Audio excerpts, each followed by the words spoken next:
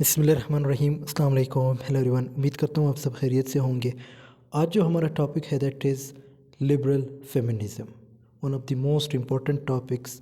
कल की वीडियो में हमने डिस्कस किया था what is feminism, goals of feminism, difference between feminist theories and feminism. So उस वीडियो का लिंक आपको डिस्क्रिप्शन में मिल जाएगा, उसको ज़रूर देख लीजिएगा।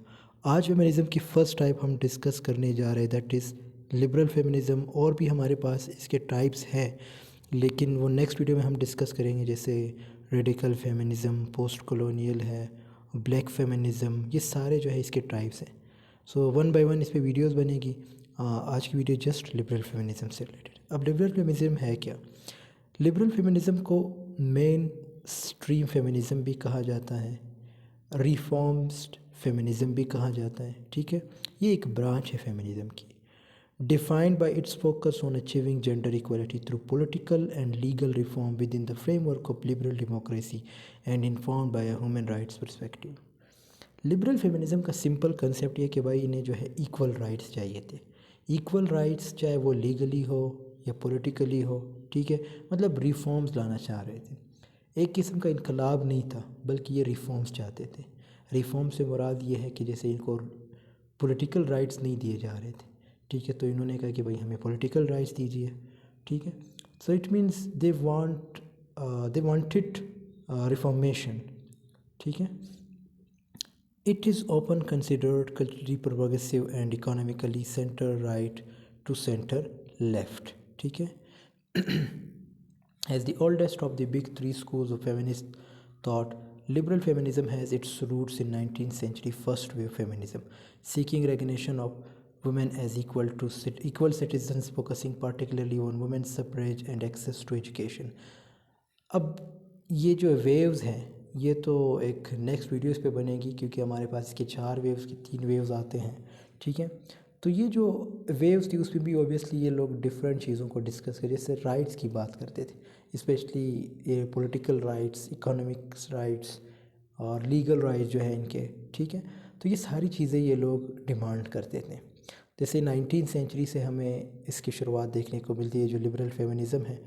और ये वुमेन सफ्रेज से मुराद ये है, it means they wanted to have the political rights. ठीक है, जब भी ये वर्ड यूज़ होगा so it means they wanted to have the political rights and access to education. और एजुकेशन की तरफ इनका एक्सेस, मतलब ये चाहती थी कि हमारी एक्सेस एजुकेशन की तरफ हो। And efforts to 19th century liberalism and progressivism. ठीक है, liberal feminism works within the structure of mainstream society to integrate women into the structure. मतलब ये मेन स्ट्रीम सोसाइटी, जैसे सोसाइटी में जो कुछ हो रहा होता है, जिस तरह का स्ट्रक्चर है, ठीक है, उसमें थोड़ा बहुत बदलाव लाना, रिफॉर्म्स लाना चाहते हैं। Liberal feminist places great emphasise on the public world, specially laws, political institutions, education and working life. ये जितनी भी चीज़ें यहाँ पे मेंशन है, इन सब में ये लोग कहते हैं कि एक इक्वलिटी होनी चाहिए, मतलब फ़ीमेल को जो है उतने ही राइट्स देने चाहिए जितने मेल को मिलते हैं। उसके आगे क्या है कि जैसे as the main obstacle to equality. ठीक है, वही ऑब्स्टिकल मीन्स रुकावट। क्या है रुकावट? कि इक्वलिटी नहीं है। As such liberal feminist have work to bring women into the political mainstream. तो अगेन वही वर्ड यूज़ हुआ है कि ये पॉलिटिकल जो है मीन्स जो पॉलिटिक्स है उसमें उस राइट्स की बात कर रहे हैं।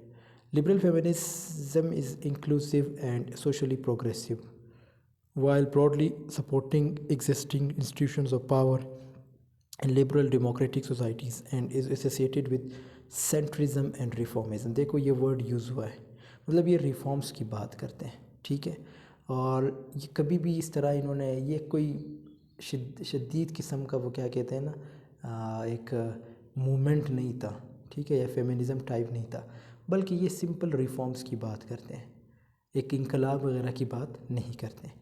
Liberal feminism tends to be adopted by white middle class women who do not disagree with the current social structure। Zhang and Rios found that liberal feminism, with its focus on equality, is viewed as the dominant and default form of feminism।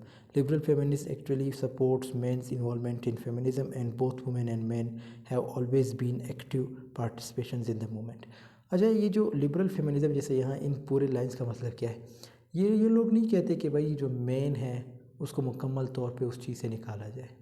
अब इसके बाद जो एक और feminism आएगी, radical feminism, उसमें वो एक उसको हम कह सकते हैं कि एक इनकलाबी टाइप फेमिनिज़म था, ठीक है। लेकिन ये जो लिबरल है, ये इस टाइप का नहीं है।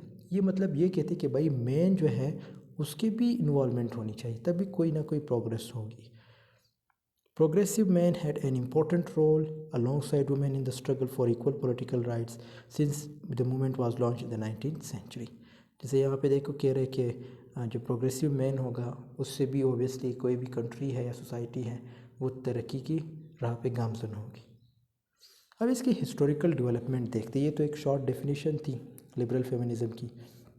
Historical development of liberal feminism, Mary Wollstonecraft book, इसने एक बुक लिखी थी vindication of rights of women, 1792 में लिखी गई है, ठीक है। सो इट मीन्स बहुत पहले लिखी गई है ये बुक। इससे सबसे पहला पॉइंट वहाँ उस बुक में क्या लिखा था कि women should have equal education as man. अब ये तो इजी सेंटेंस है कि मतलब एक फ़ीमेल है उसको भी उतने ही एजुकेशन देनी चाहिए या उतने ही राइट्स देने चाहिए एजुकेशन के जितने दूसरे मैन को मिलते हैं या बॉय को मिलते हैं। दूसरा पॉइंट इसने मेंशन किया था कि all humans are rational and women are not irrational. This emphasise that women like man possess rationality. It challenged historical and cultural stereotypes that have often portrayed women as less logical or capable than men. तो ये उस logic की बात करते हैं जिसमें ये कहा जाता है कि भाई फीमेल जो है वो उसके पास अक्ल नहीं है, ठीक है। इट मीन्स वो इतनी लॉजिकल नहीं है जितना मैन होता है। तो ये उस चीज़ की बात करते हैं। This assertion supports the idea that women deserve equal rights and opportunities. तो ये कहते हैं कि भाई मैन चाहे वो फीमेल है उसकी इक्वल राइट्स होने चाहिए जिस तरह मैन के हैं। As we are equally capable of rational thought and decision making, जैसे हमारे रेशनल थाट से केपेबल, ठीक है, तो डिसीजन मेकिंग ये सारी चीज़ें। फिर दूसरे जो राइटर हैं ये John Stuart Mill and Harry Taylor. अच्छा ये मेल है, ठीक है, इसको फीमेल नहीं समझना आप लोगों ने, ये मेल का नाम है। John S mill work 1869 subjection of women, देखो मैंने यहाँ पे लिखा भी है मैन, तो इसने एक वर्क लिखा था सब्जेक्शन ऑफ वुमेन इसने क्या लिखा था उसमें, women should have equal politics and economics opportunities as well. तो इसमें ये पॉइंट भी इजी है कि मतलब चाहे वो इकोनॉमिक हो या पॉलिटिकल हो उसमें वुमेन को इक्वल अपॉर्चुनिटी देनी चाहिए। इक्वलिटी फॉर ऑल ह्यूमन्स, अब ह्यूमन से मुराद यानी इंसानों की बात की गई कि चाहे वो मेल हो फीमेल हो सबकी जो है इक्वल राइट्स होने चाहिए, इक्वलिटी होनी चाहिए। ये पॉइंट थोड़ा क्या कहते हैं डिफ़िकल्ट है, इसको समझते हैं। डिमांड्स फॉर वुमेन सफरेज, ये वर्ड शायद आप लोगों के पहली दफ़ा सुन रहे हो, refers to the historical movement educating for women's rights to vote, ठीक है। ये यहाँ पे ये वर्ड्स की बात करते हैं। This movement aim to achieve gender equality in political participation. तो ये जो वर्ड जिसे मैंने ये पहले स्लाइड में भी बताया था कि ये आपकी पॉलिटिक्स से रिलेटेड है, मीन्स उस चीज़ को की तरफ इनका इशारा होता है, वुमेन्स सफरेज या suffrage movement. Ensuring that women have a voice in the democratic process and can influence laws and policies affecting their lives. फिर हमारे पास है सेनेका फॉल्स कन्वेंशन, ये भी बहुत ही इंपॉर्टेंट कन्वेंशन था, 1848 का है। सो इसमें क्या है, इसमें थोड़ा इसको डिस्कस करते हैं। The Seneca Falls convention 1848 was the first women's rights convention in the United States. अच्छा ये एमसीक्यू में पूछा जा सकता है, ये डेट आप लोगों ने याद रखनी, जैसे 1848 है तो ये सबसे पहला कन्वेंशन था फीमेल का, अमेरिका में रखा गया था और ये जगह का नाम है सेनेका फॉल्स, न्यूयॉर्क में है ये जगह, ठीक है। Organize by Elizabeth Cady Stanton and Lucretia Mott. तो ये दोनों वर्ड्स भी, दोनों नाम भी आप लोगों ने याद रखने हैं। It mark the beginning of the organised women's rights movement in America. तो ये एक बिगिनिंग थी कि भाई वुमेन की जो है एक राइट्स होनी चाहिए अमेरिका में। The convention produce the declaration of sentiments, इन्होंने एक डॉक्यूमेंट जो है रिप्रेजेंट की थी, उस डॉक्यूमेंट का नाम क्या था, declaration of sentiments. A document outlining the rights women should be entitled to as citizens including the rights to vote. उसमें भी यही चीज़ डिमांड की गई थी कि भाई जो फीमेल है उसको वोट का हक देना चाहिए। This event was pivotal in vindicating the cause of women suffrage gender equality, ठीक है, मतलब इक्वलिटी की बात की गई थी। Women suffrage word again use, it means politics rights की बात करें। The declaration of sentiment was a document, यहाँ पे मैंने अगेन थोड़ी बहुत एक्सप्लेनेशन दी है। द डिक्लेरेशन ऑफ सेंटिमेंट था क्या, ये एक डॉक्यूमेंट था, ड्राफ्ट किया गया था, ठीक है, ड्यूरिंग सेनेका फॉल्स कन्वेंशन 1848 में। और इसको जो है मॉड्यूल किसने किया, the declaration after the declaration of independence it outline grievances and demands for women's rights, ठीक है। इसमें जो शिकायत, ग्रेवियंसेस का मतलब है शिकायत, ठीक है, जो शिकवे वगैरह होते हैं वुमेंस राइट्स से रिलेटेड, वो डिमांड की गई। आउटलाइन प्राइमरली बाय एलिजाबेथ, ये इसका मेन जो है कैरेक्टर है, इसी ने रिप्रेजेंट किया था, Elizabeth Cady Stanton. It declare that all man and women are created equal, तो इसमें जो इंपॉर्टेंट पॉइंट था वो क्या था कि all man and women are equal, are created equal, and call for women suffrage, property rights, educational opportunities and legal equality. तो ये कुछ पॉइंट्स मेंशन, ये आप लोग पढ़ लीजिएगा। वुमेन सफरेज मूवमेंट क्या है? The women suffrage movement was a social and political campaign aimed at securing the right to vote for women, ठीक है। ये एक सोशल और पॉलिटिकल कैंपेन था। अगेन वही बात, ये पॉइंट मैंने ऑलरेडी बता दिया था कि इसमें ये लोग वोट की डिमांड करते हैं। Spanning the late 19th and early 20th century, it involve advocacy, protest and civilian disobedience. Key figures included, ये कुछ इंपॉर्टेंट फिगर्स मेंशन है, आप लोग पढ़ लीजिएगा। The movement culminated in the passage of 19th amendment to the US constitution in 1920 which granted women the right. तो ये एक ऐसा मूवमेंट था जिससे मतलब 19th अमेंडमेंट में फिर क्या हुआ था, जैसे यहाँ पे मैंने लिखा है 19th अमेंडमेंट में, ये जो यूनाइटेड स्टेट्स के सिटीजन्स है, चाहे वो कोई भी सेक्स से रिलेटेड है, मींस कोई भी रेस से रिलेटेड है, कोई कुछ कोई भी हो, तो उसको उनको राइट्स देने चाहिए वोट का, ठीक है।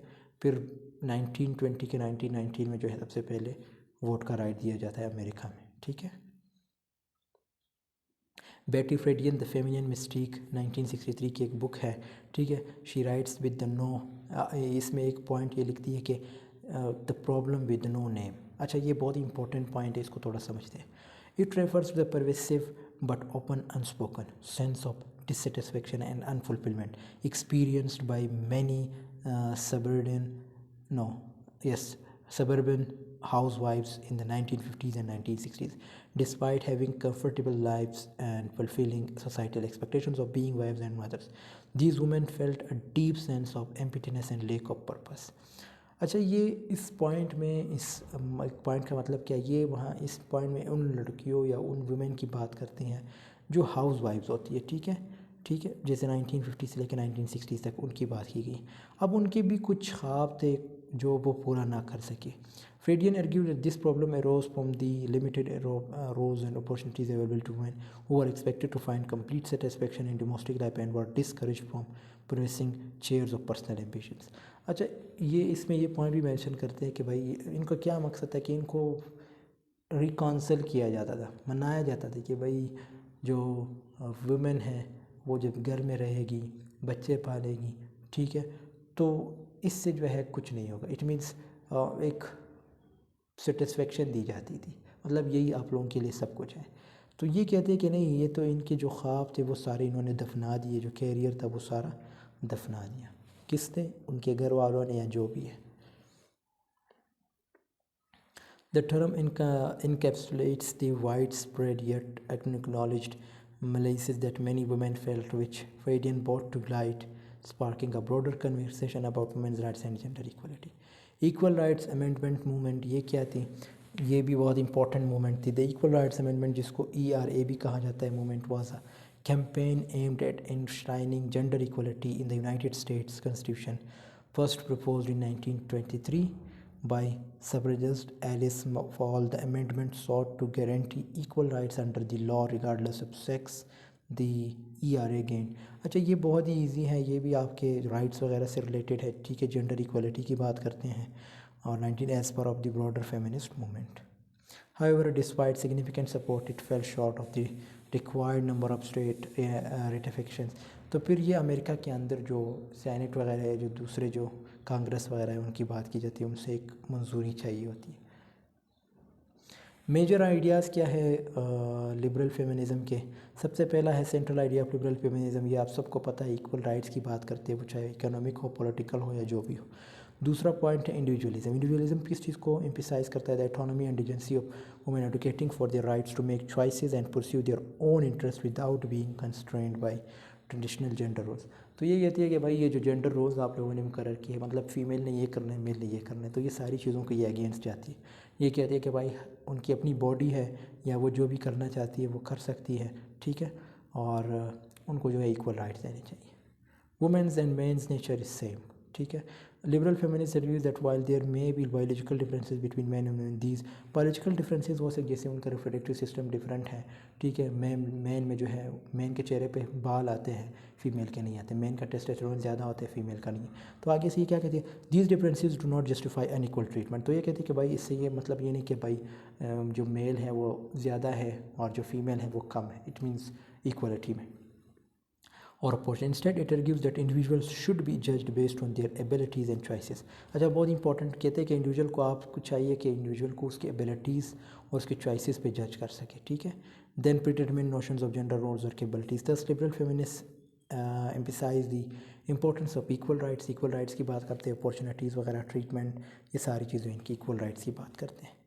Women are not less intellectually and physically capable than man. तो ये कहते हैं कि भाई वुमेन जो है वो इतनी मतलब इस तरह नहीं कि मेल ज़्यादा ज़हीन है, फिज़िकली फ़िट है, फ़ीमेल भी इसी तरह होती है। फ़ीमेल भी ज़हीन होती है और साथ में फ़िज़िकली फ़िट होती है। Sexism is the result of traditional values. ये थर्ड पॉइंट है, ठीक है। 2 पॉइंट्स के 3 पॉइंट्स, 3 4, ये फोर्थ पॉइंट है। फोर्थ पॉइंट क्या है, sexism is the result of traditional values. Sexism often stems from traditional values that prioritize certain genders over others, leading to unequal treatment and opportunities based on gender. Challenging these traditional values a key aspect of combating sexism and promoting gender equality. इसमें again वही male female की बात की गई है, जिसे हम sex की बुनियाद पे, सेक्स से मुराद ये कि मेल है तो ज़्यादा पावरफुल है, बहुत कुछ कर सकता है, फीमेल है तो कुछ भी नहीं कर सकती। तो ये कह रहे हैं कि उस चीज़ों पे जो है ये जो ट्रेडिशनल वैल्यूज़ हमने बनाए, इससे थोड़ा हमें अपने आप को निकालना चाहिए। फिर उसके बाद जो पॉइंट इन्होंने मेंशन किया है वो है access to public space. Access to public space का क्या मतलब है, इसका मतलब ये है कि औरतों को जो है पब्लिक स्पेस में इंटर किया जाए, मतलब गवर्नमेंट और जो प्राइवेट स्पेस तक महदूद ना रखा जाए, उसे निकाल दिया जाए, ठीक है। फिर तीसरा, उसके बाद जो पॉइंट है सातवां, इक्वलिटी मींस इक्वल अपॉर्चुनिटी। ये तो बहुत इजी पॉइंट है कि जिधर भी इक्वलिटी हो वहाँ पे दोनों को जो है इक्वल अपॉर्चुनिटी मिलनी चाहिए। फ्रीडम ऑफ चॉइस, यानी इनकी एक चॉइस होनी चाहिए, जैसे प्रोफेशन में इनकी चॉइस होनी चाहिए, होमोसेक्सुअलिटी में चॉइस होनी चाहिए, हेट्रोसेक्सुअलिटी में चॉइस होनी चाहिए, ठीक है। तो ये कहती है ये चीज़ें होनी चाहिए। रिफॉर्मिस्ट, ये क्या लिखा है मैंने, रिफॉर्मिस्ट इन नेचर, ये इन है, ठीक है। In nature than revolutionary. मैंने ये पॉइंट बार बार रिपीट कर रहा हूँ कि ये एक रिवोल्यूशनरी मूवमेंट नहीं था, मतलब ये जो लिबरल फेमिनिज्म है ये रिफॉर्म्स लाना चाहते थे, मतलब बदलाव, बेहतरी लाना चाहते थे, किसके लिए, फीमेल के लिए। बिलीवर इन एफर्मेटिव एक्शन का क्या मतलब है, supports policies and initiatives aimed at providing professional treatment और opportunities to groups that have historically face discrimination और under presentation such as women, minorities and individuals with disabilities. Affirmative action seeks to promote diversity and equal. अच्छा, ये जो है history की बात करते हैं, जैसे उसमें माइनॉरिटीज़ भी आ जाते हैं, फीमेल भी आ जाते हैं, कि जितने भी उन्होंने अनइक्वलिटीज़ का सामना किया है अब वो चीज़ें ख़त्म होनी चाहिए। तो क्या कह रहे, एक इक्वल एक्शन होना चाहिए इस पर। Legal recognition of rights, the right to life. अब इसमें जो है यूनिवर्सल राइट्स की बात की गई है, जिसमें right to life, liberty and security, ये सारे जो है आपकी यूनिवर्सल राइट्स है, ये इन राइट्स की बात करती है। मेजर गोल्स क्या है, मैंने आपको पहले बता दिया है, जितना भी अगर आपने पीछे से समझा है तो ये इसके मेजर गोल्स है, ये आप लोग पढ़ लीजिएगा, बहुत ईजी है। अगेन वही चीज़ें डिस्कस हुई है कि gender equality, economics, eliminating gender based discrimination, जैसे सोसाइटीज़ में होता है कि भाई मेल है तो फीमेल है, फीमेल को ये नहीं करना चाहिए, मेल को ये करना चाहिए, ठीक है। तो ये सारी जो है इसके मेजर गोल्स हैं। मेजर प्रोपोनेंट्स कौन से हैं, प्रोपोनेंट से मुराद ये मतलब इसके फेमस फिगर्स कौन से हैं, मैरी वॉलस्टोनक्राफ्ट है, जॉन स्टॉर्ट मिल है, बेटी फ्रेडियन है, ग्लोरिया स्टेनियन है और रुथ बैदर गिन्सबर्ग है, ठीक है। ये इसके मेजर प्रोमिनेंट्स हैं। बाकी भी बहुत सारे हैं, वो आप लोग देख लीजिएगा और इंशाल्लाह आपको बेहतर समझ आएगी, ठीक है। जैसे इसमें हमारे पास एक और भी आते हैं, हैरी टेलर है, जे.एस. मिल है, ठीक है। ये सारे जैसे यहाँ पे मेंशन भी है टेलर। फिर इसके बाद ऑर्गेनाइजेशंस की बात करते हैं कि लिबरल फेमिनिज़म के ऑर्गेनाइजेशन कौन कौन से हैं। सबसे पहला है नाउ, NOW, जिसका मतलब है नेशनल ऑर्गेनाइजेशन फॉर वुमेन। इसका जो मेन मरकज़ है या जो दफ्तर है वो कहाँ पे है, ऑफिस वगैरह, ये जो है 1960 में फाउंड किया गया था और ये यूनाइटेड स्टेट में है।